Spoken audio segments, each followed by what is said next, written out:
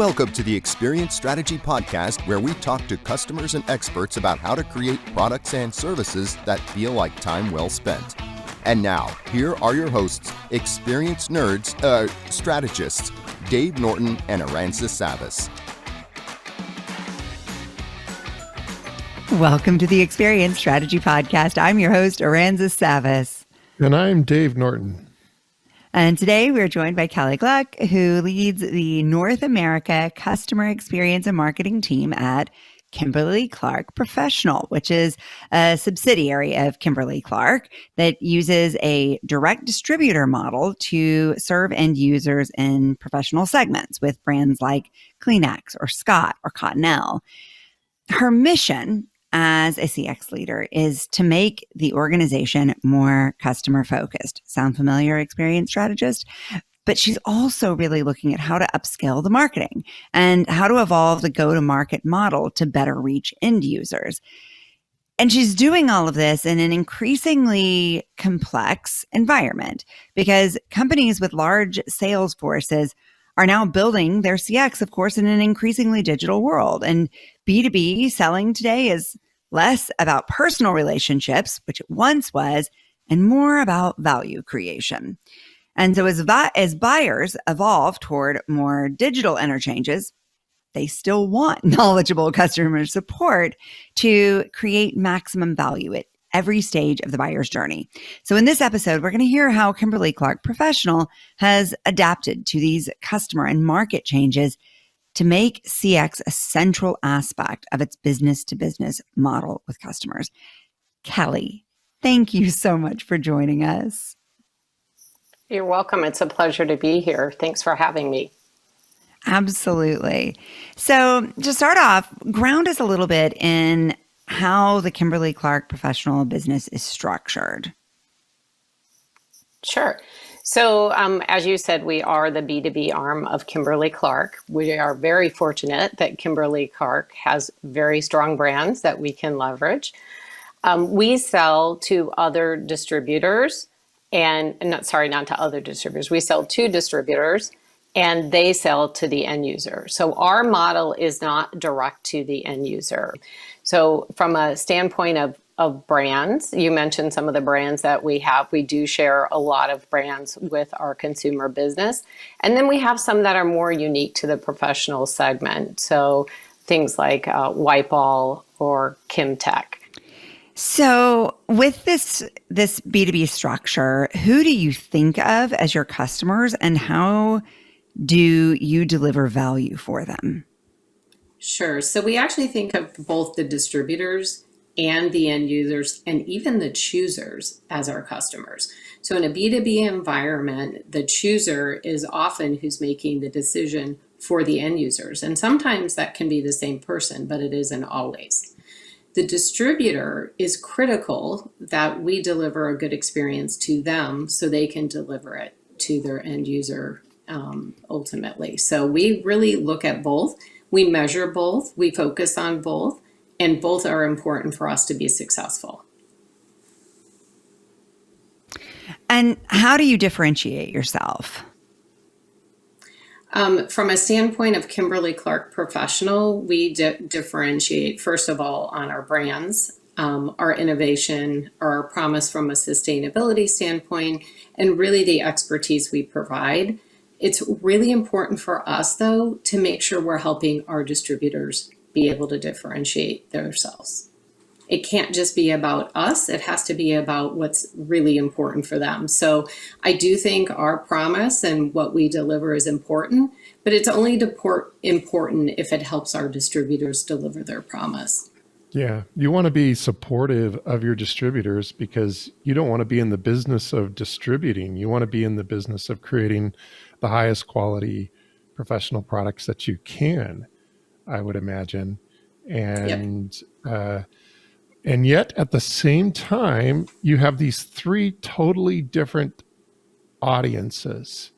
And, in other categories, when they have to go through like a distributor, I'm thinking of pharmaceutical categories where they have to go through doctors in order to get to customers. They have gone direct to the customer.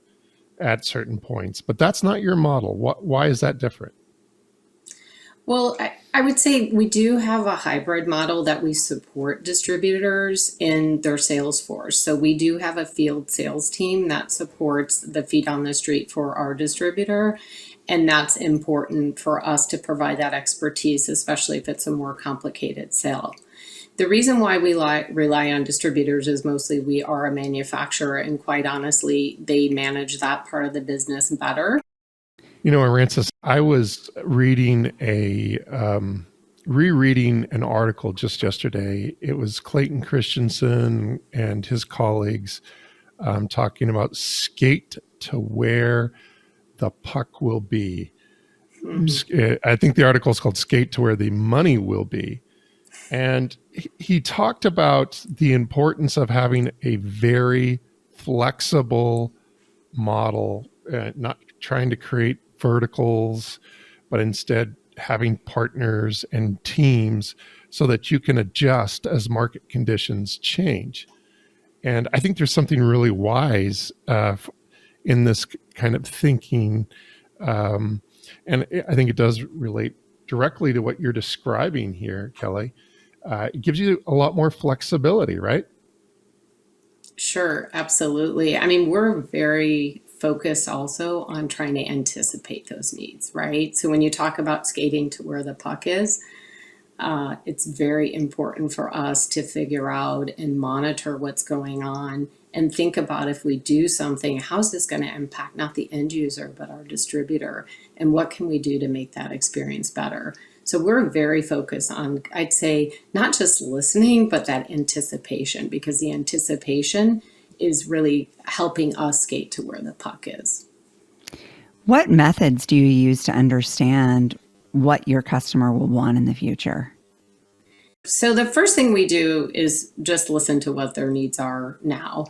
And we analyze that information as well as buying patterns, call volume, when they're reaching out. And so we know these triggers that are really important for them in order to actually determine not just what we need to do now, but determine what we need to do in the future. And so that actually helps us get more ahead of things. So when we're making different changes, or we're launching products, or there may be something going on in the market, we can anticipate what support, what they're going to need. They tell us, we analyze it, and then we try to get ahead of it. I think the other thing that's happening for us is the convergence of B2B and B2C.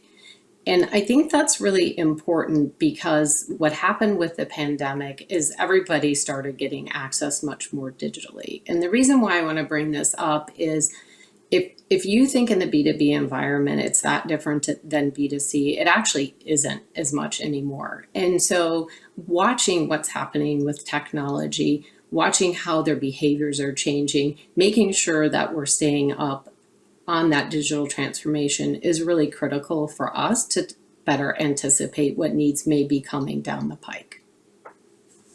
Tell us a little bit more about what that analysis looks like. What is that process? Sure. So, I mean, there's a lot that goes into it. I'll maybe speak for a minute on just something as simple as looking at call volume. We can actually analyze that data and even dig in deeper and say, what are people asking for? Is it a positive experience? Are we able to answer them, right first time? I'm curious what you feel like some of the most valuable metrics are that you pay attention to. So we have a series of leading and lagging indicators. So leading indicators would be questions that we typically ask. We do relationship surveys actually on an ongoing basis. And in that, we're asking for feedback on how we're doing in certain areas. And those are leading indicators that we track. So it could be how we're communicating, how we're responding, how we're doing with on-time delivery. A lagging indicator would be things like our customer effort score, our NPS, our CSAT, how easy we are to do business with versus our competitors. So we do have a mix. We do talk to both our distributors and our end users. So we're having to measure all of them. But it really for us is a combination of leading and lagging indicators. we tend to see the leading indicators will, make a change, and then the lagging indicators follow. And it's not always, the same amount in the same period of time. Makes sense.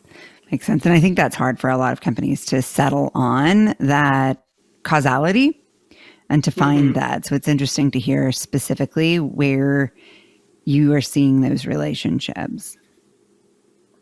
I think I want to kind of go back to one of the things that you said, Kelly, about the convergence between B2B and B2C. Sure. How B2B is beginning to behave a lot more like B2C. And honestly, it goes the other way too. B2C is beginning to behave a lot more like B2B as well. You have distributors, you have choosers who may or may not be connected to the end user, with different types of products. Maybe it's not with paper towels or bathroom tissue or something like that. But what I kind of think that there's kind of a convergence that is occurring between the two, where we have to think about not just who is the end decision maker, but all of the people that are in their small group or their connected community, their relationships, their family. And in that way, it does, B2C does kind of connect with B2B because it's the same type of an approach. And I would imagine that you have different sizes of companies that you're working with. And of course, the very, very large companies, you're going to behave in a very different way than a lot of the small mom and pop shops where you have so many of them that you're trying to support. So I think this idea of how do you engage not just with your audience, but also with all of the people around your audience is really fascinating and something that we need to spend more time thinking about as experienced strategists. But Kelly, one of the things that I did want to ask you is, how do you anticipate the needs that people are going to have over a longer run? When you're looking out maybe 2 to 3 years, 4 years, what's your strategy? What's your approach? How do you do your research? Yeah. Well, a couple things. We do end user research. And even if we're not selling directly to them, we're very focused on understanding what's important to them, what trends are happening. As I said, it's not just for our products, but just what's happening in the world today. So we have to keep in touch with both B2B and B2C trends. I think that what's really important is that we're constantly listening and testing and learning. For me, a big behavior that I like to do is kind of fail fast. And a lot of times we are hearing, we're thinking something's good, we're going to test it out and see how it goes. So a lot of what we do is iterate in smaller batches, whether it's from a marketing standpoint or CX standpoint, in order to see if what we're anticipating, what we think is really important actually is.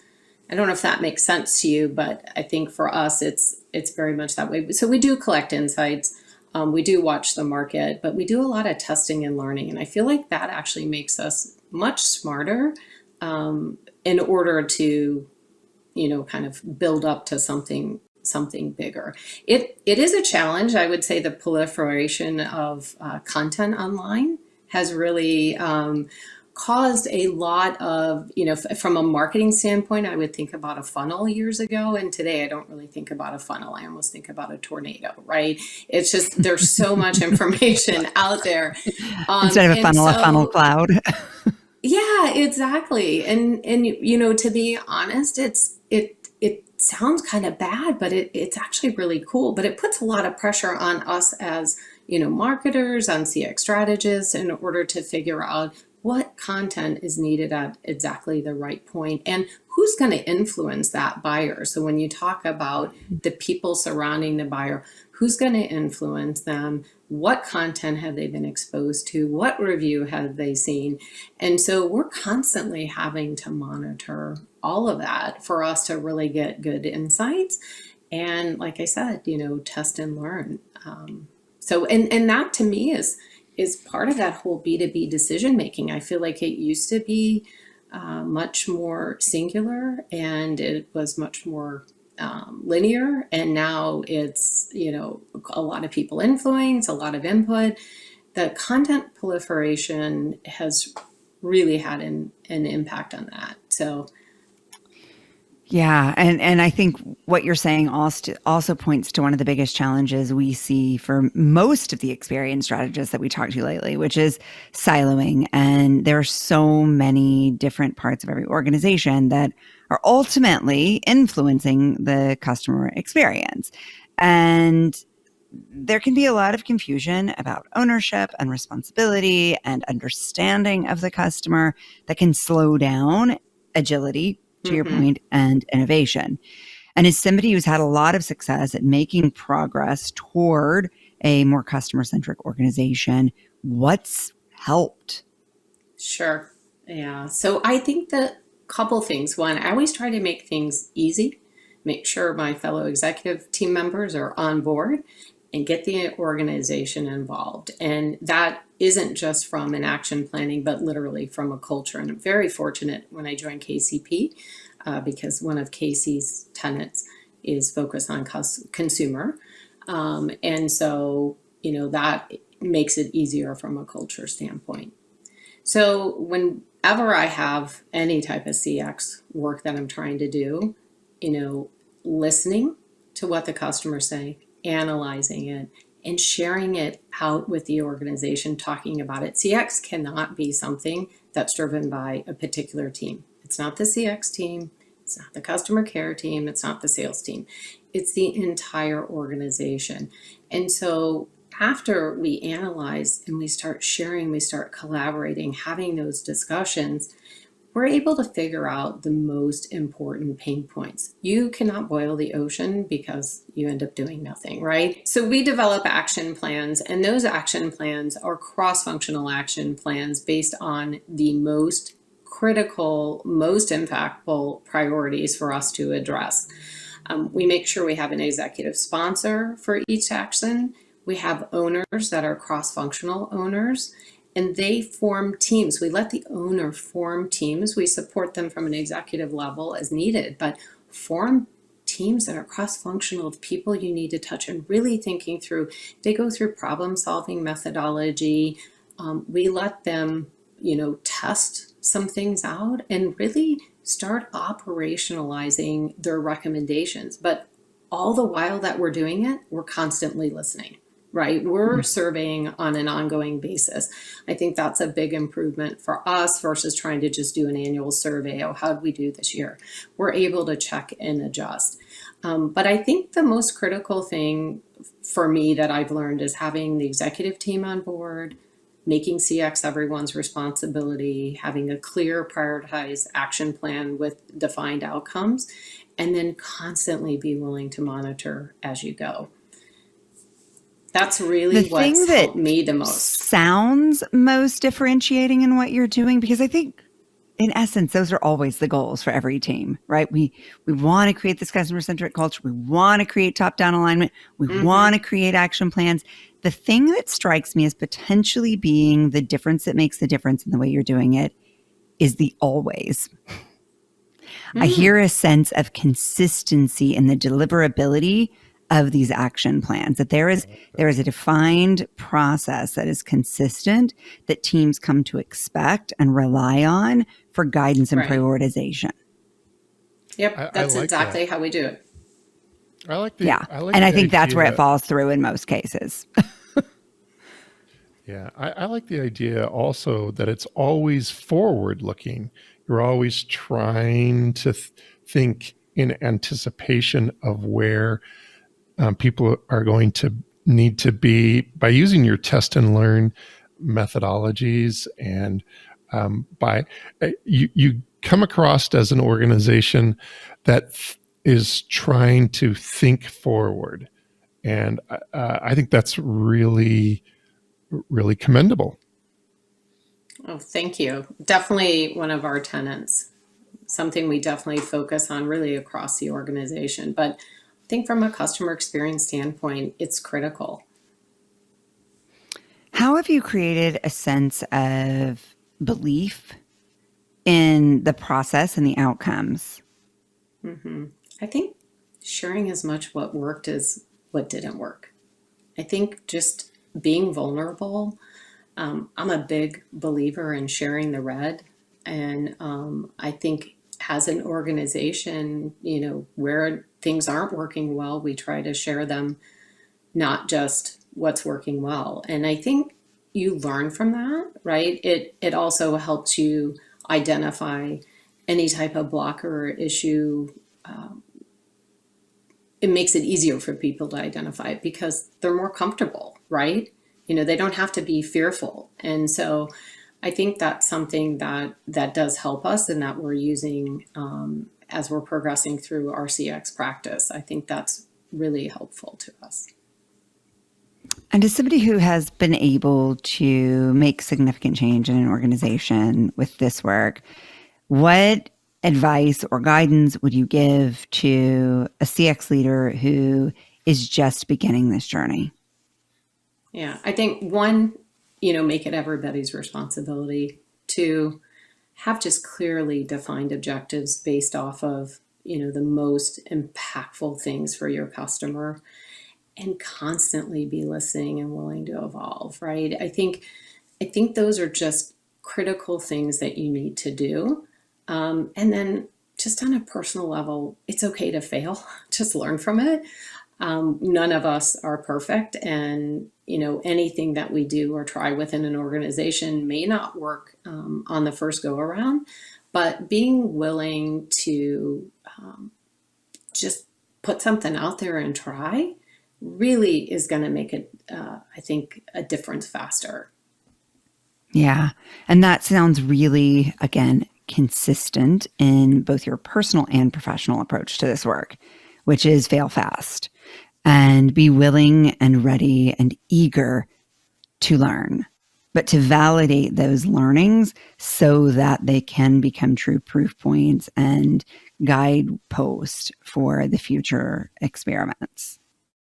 Another thing that I think is important for anyone is really just focusing on not blaming people or areas, right? So focusing more on the process, what are things that we need to do, and not